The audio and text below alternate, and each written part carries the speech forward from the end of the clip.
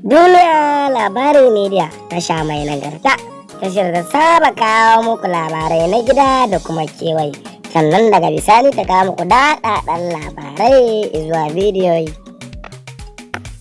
To mai saurare, a yau dai muna tafa da wannan tsohon labari. Labarin nan dai akan azan ɗin RMA Zango da kuma Ado Gwanja wanda suka yi shi a Nijar. Hakan ya haɗa ya kuma yi sanadin mutuwar akalla mutum 4. To, wata majiyar kuma suka ce mutum 2. Mai sauraro, abinda muke so mu tabbatar maka cewa shine a safiyar jiya ko a shekaran jiya abin ya ƙara ta'azzara domin da an ce allura ta tono garma. Wata sana ta ce ku ce a magana abinda har ya kaɗa zuwa ƙasa gida Najeriya, rundunar 'yan sandan Najeriya da kuma Nijar.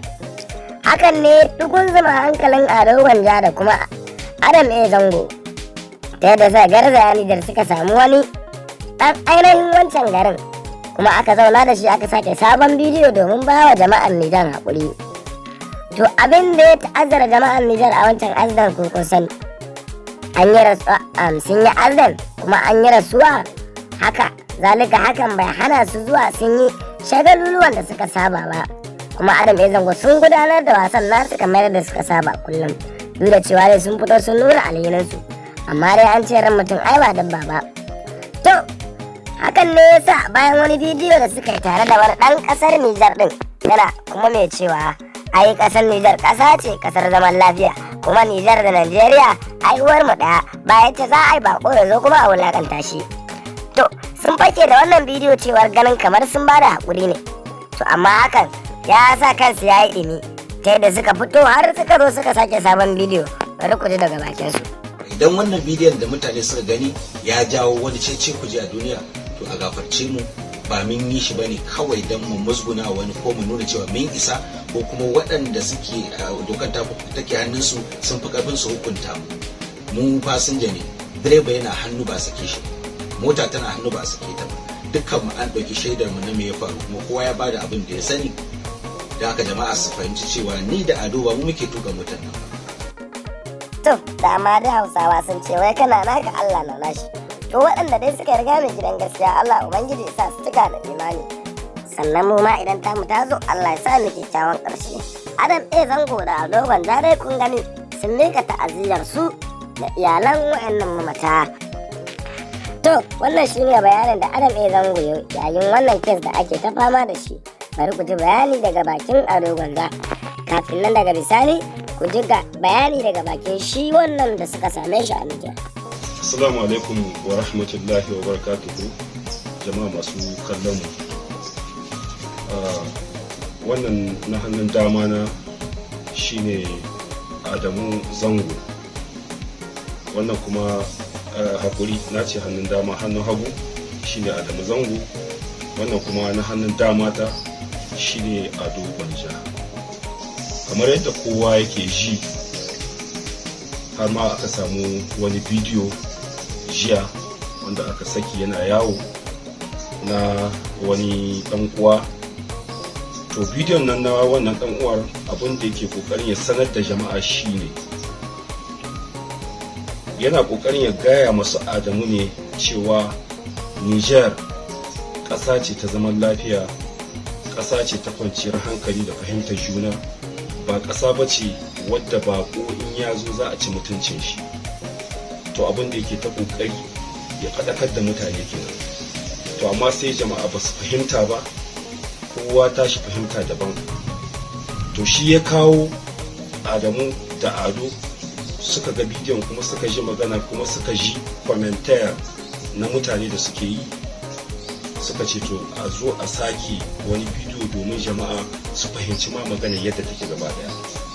Tabbas an yi accident, an yi shi kuma har wasu jama'a sun mutu daga ciki, amma abin da muke so jama'a su gane, Ado Gwanja, Adamu Zango ba ɗaya daga cikinsu wanda ke tuka mota a lokacin da aka yi accident din, ba ɗaya daga cikinsu. Akwai direba, su suna zamne ne cikin mota a matsayin fasanja, accident din ya zo ya faru. Bayan accident din ya faru, gendarme sun zo polisi sun zo sun kama direban, yanzu haka yana can kulle, sannan kuma an kama motar tana nan kulle.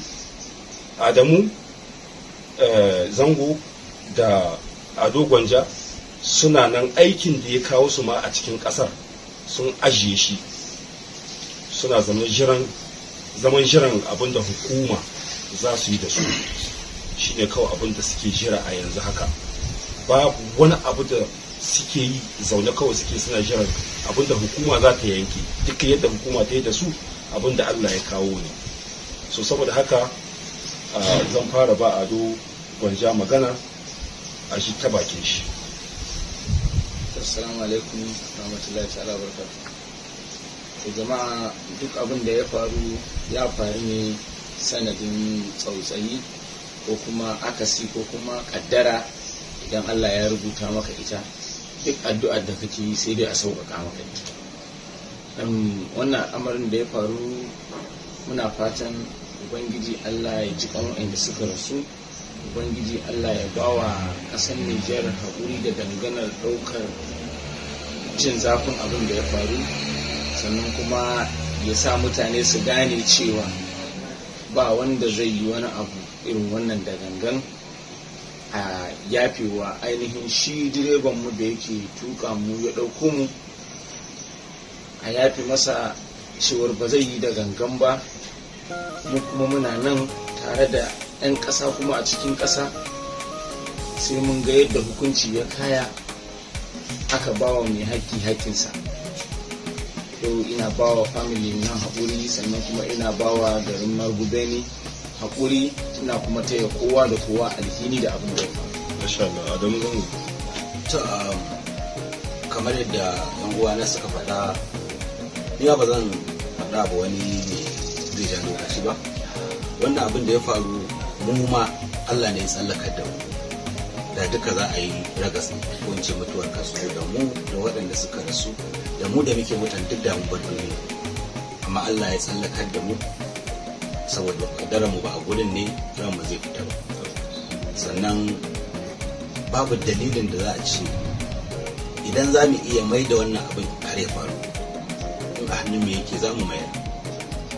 Saboda tun daga Kano da muka taso ba mu bige ko kaza ba, har sai da muka zo wannan gurin, kilomita kaɗan zuwa inda za mu kusan tafiyar awa 10.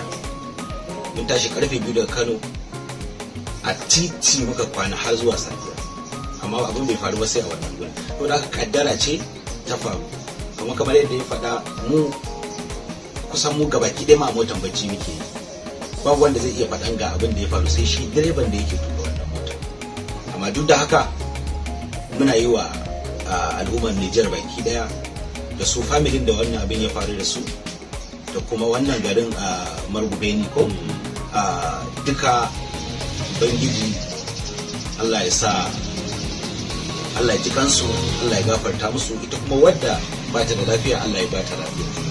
Amma a fahimce mu cewa babu dalilin da za mu zo muna yin wani abu wanda zai nuna cewa kamar murna muke ko farin ciki da wannan abin da ya faru. Dan adam ne, ajizi ne, kowa wani abin zai iya faruwa da shi, saboda an yi abin nan ya ɗan yi kwanaki, so akwai ajizancin dan adam. Duk kamata yi mu zauna kawai mu zauna guri ɗaya mai tabu, so amma dan adam ne, babu yadda muka iya.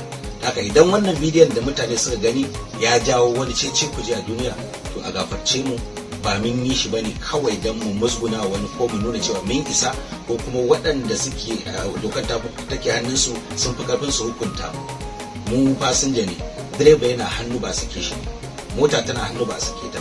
Dukkan mu an ɗauki shaidar mu na me ya faru, kuma kowa ya bada abin da ya sani. Da haka jama'a su fahimci cewa ni da Ado ba mu muke tuka motar. Mun gode. Dangadai matukan aran goma a irin sanno sintina Margube da gwai irguga alhahi ce ci aranga irkwai mai sugi imi yafa sauran mai kino shofero kan na mota kwandu manti Adam zango no goga kendi, manti Ado Gwanja no goga kendi, igwanda shofer kan goga kendi, wato kan aksidan wote igo girbi isibai hankan gona gati. Wadin banda gendarmai ka polisai ka ina shofero di shofero gumbo a gonodin gadabu mota bumbo ina mota di ingai bumbo gwai kan kandai nan gonya maira imana ti igo goro igo hangan hinisi haikul kai hini tai da ingai ya dinga inga nogati mata danga matka aron goma bari goki bari go sanan dai bari go gane haikul mante wallahi mantiya da sohon gore ra kan igo hawo hini gore ra ni isinda hujja imutunu koi ne da ne kala in bainan kibo koi nan kul kibo koi ya maira igo gi sibo ya dinga shofero bumbo gulo dinga da mota bumbo ne ya dinga irgo ce ci alhaji yaran bari kul Niger bari me ame irgo alhaji ce ci margu be da bari ayo ba koi ne in ko yi suki ni yawa. Assalamu alaikum wa rahmatullahi wa barakatuh. To wannan shine ɗaya daga cikin manya na wannan unguwa da wannan abu ya faru, ko na ce wannan gari da wannan abu ya faru, wanda ake kira Margubaini. To mai sauraro, wannan shine abin da ya faru da Adam A Zango da kuma Ado Gwanja a wannan gari na Margubaini. To Allah Ubangiji ya tsare kuma sa ka fara ne. To mai saurare, kada ka manta, idan wannan ne farkon shigowar ka wannan tasha, ka danna mana subscribe sannan ka latsa kararrawa, da zarar mun ɗora bidiyo za a iso gare ka.